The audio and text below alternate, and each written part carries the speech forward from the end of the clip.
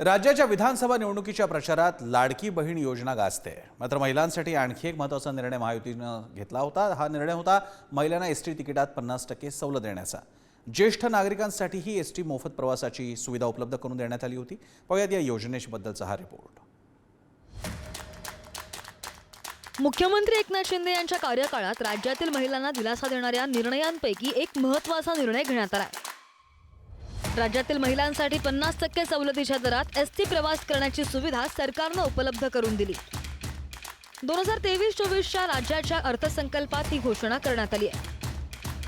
17 मार्च 2023 पासून सुरू झालेल्या या योजनेचा गेल्या वर्षभरात अनेक महिलांनी लाभ घेतलाय।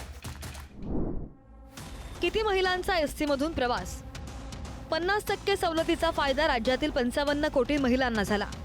17 मार्च 2023 ते 16 मार्च 2024 या काळात 55,99,57,000 महिलांनी या योजनेचा लाभ घेतला। सवलतीच्या घोषणेनंतर एसटीतील महिला प्रवाशांच्या संख्येतही वाढ झाली। दररोजच्या 55 लाख प्रवाशांपैकी 18 ते 20 लाख प्रवासी महिला आहेत। महिला सन्मान योजना लागू करण्यापूर्वी महिला प्रवाशांची संख्या 8 ते 10 लाख। महिला सन्मान योजनेसाठी परिपूर्ती रकमेपोटी सरकारकडून एसटीला 1605 कोटी। महिलांना सवलत दिल्यानं एसटीच्या प्रवासी संख्येमध्ये सुद्धा वाढ।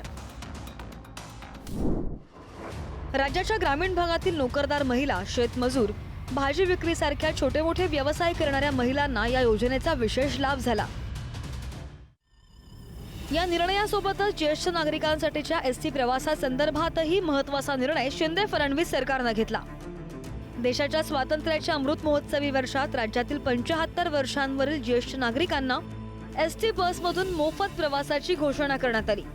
तर 65 वर्षांवरील ज्येष्ठांना एसटी मधून 50% सवलतीच्या दरात प्रवास करता येतोय। 16 ऑगस्ट 2022च्या दिवशी राज्यामधील वयोवृद्धांना दिलासा देणारा हा महत्त्वपूर्ण निर्णय घेण्यात आला। विशेष म्हणजे एसटीच्या सगळ्या सेवांसह शिवनेरी, वातानुकूलित आणि शयनयानाच्या बसेसला सुद्धा ही सेवा लागू करण्यात आली। Aadhaar card, PAN card, passport, licence, निवडणूक ओळखपत्र, राज्य सरकारचं ओळखपत्र यांपैकी कोणतंही ओळखपत्र दाखवून ही सुविधा ज्येष्ठ नागरिकांना घेता येते। ही योजना सुरू झाल्यानंतर पहिल्या 4 महिन्यातच राज्यातील 2,08,00,000 ज्येष्ठ नागरिकांनी या सेवेचा लाभ घेतला।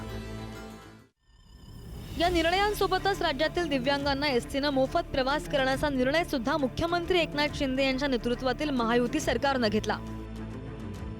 सिकलेस, HIV बाधित, डायलिसिस, हिमोफेलिया या रुग्णांना उपचारासाठी जवळपासच्या रुग्णालयात जावं लागतं। या रुग्णांना मदतीचा हात मिळावा यासाठी राज्य सरकारने हा निर्णय घेतला।